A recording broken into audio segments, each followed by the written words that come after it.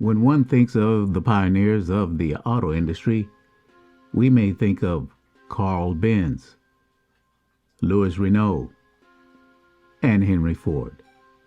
But there is also this guy. We'll meet him coming up.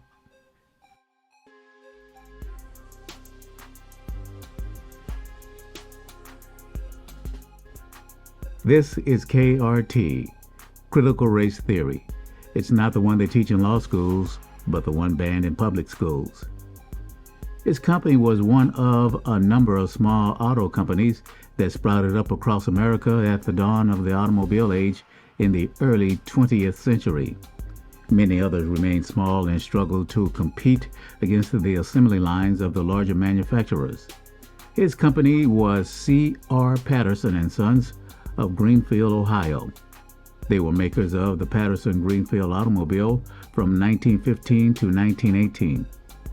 The name is hardly known today, but there is in fact a very important reason to ensure that it is not lost to history. It was and remains to this day the only African-American owned and operated automobile company. Charles Richard Patterson was born into slavery on a Virginia plantation in 1833. Not much is known about his life on the plantation or how he managed to end up in Greenfield, Ohio. It was a town with strong abolitionist sympathies. Some say his family arrived in the 1840s, possibly after purchasing their freedom. Others suggest Patterson alone escaped in 1861.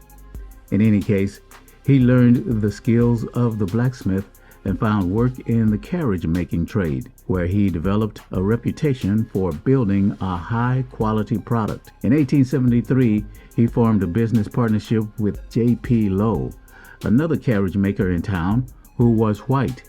He eventually became sole proprietor of the renamed C.R. Patterson Sons in 1893. And if you are wondering how that happened, I am too. It was a successful business, employing an integrated workforce of 35 to 50 by the turn of the century, and Charles Patterson became a prominent and respected citizen in Greenfield. His catalog listed some 28 models, from simple open buggies to larger and more expensive closed carriages for doctors and other professionals. I guess you could call him the original Ohio player. Patterson died in 1910, and the business passed to his son, Frederick, who was already something of a pioneer. He was college educated and was the first black athlete to play football for Ohio State University. He was also an early member and vice president of the National Negro Business League, founded by Booker T. Washington.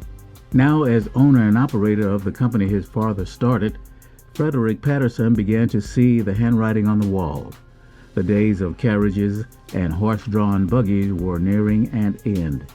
At first, the company offered repair and restoration services for the horseless carriages that were beginning to proliferate on the streets of Greenfield. No doubt, this gave workers the opportunity to gain some hands-on knowledge about these noisy, smoking, and often unreliable contraptions. Like his father, Frederick was a strong believer in advertising and placed his first ad for auto repair services in the local paper in 1913. Initially, the work mostly involved repainting buggies and reupholstering interiors. But as the shop gained more experience with engines and drivetrains, they began to offer sophisticated upgrades and improvements to electrical and mechanical systems as well. This valuable experience allowed C.R. Patterson Sons to take the next great step in its own story as well as in African American history. In 1915, it announced the availability of the Patterson Greenfield automobile at a price of $685. You know, that was the price I paid for my first Honda motorcycle. From the company's publicity efforts, it is evident they were bursting with pride. Here's what the ad said. It is a sensibly priced car. It is intended to carry with it, and it does so to perfection, every conceivable convenience and every luxury known to car manufacturer. There is absolutely nothing shoddy about it, nothing skimp and stingy. I wonder if it had stereo speakers. Gotta have your sounds. Others began to come in, and C.R. Patterson and Sons officially entered the ranks of American auto manufacturers. Over the years, several models of coupes and sedans were offered, including a stylish Red Devil Speedster. Pedal to the metal. Ads featured the car's 30 horsepower Continental 4-cylinder engine, full floating rear axle, cantilever springs, electric starting and lighting, and a split windshield for ventilation.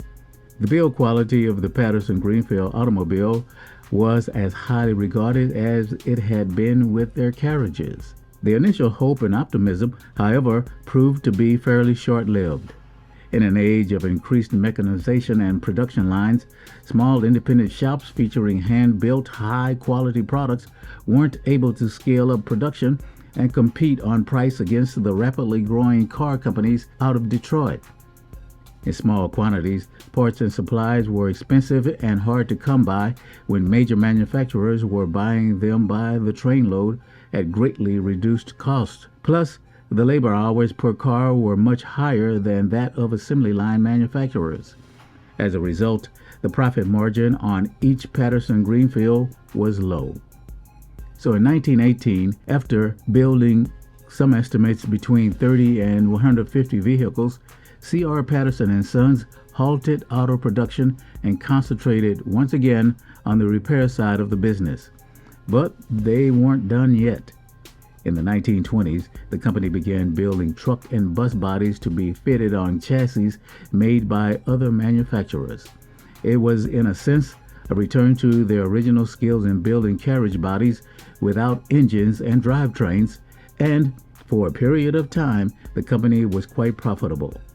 Then in 1929, the stock market crashed and the Great Depression set in.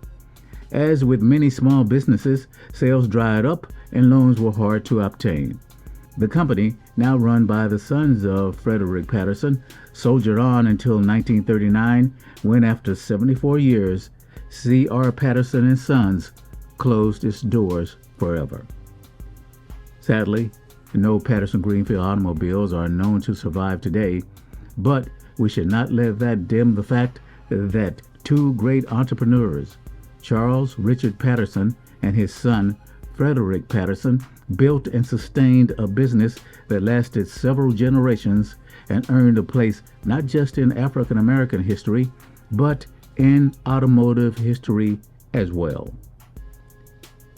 That's a great story, something you will never hear in Florida schools.